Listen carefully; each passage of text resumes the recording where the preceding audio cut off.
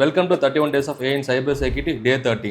AI for web security. கண்டிப்பாக நீங்கள் ஒரு பிஸ்னஸ் ஸ்டார்ட் பண்ண போறீங்கன்னா உங்ககிட்ட ஒரு வெப்சைட் இருக்கும். அதுக்குள்ள ஒரு வெப் அப்ளிகேஷனை ஹோஸ்ட் பண்ணியிருப்பீங்க. அது சேஃப் அண்ட் செக்யூராக இருக்கா இல்லையாங்கிறது தான் உங்களுடைய ஃபர்ஸ்ட் ஒரு ப்ரிஃபரன்ஸாக இருக்கும். கரெக்டாக?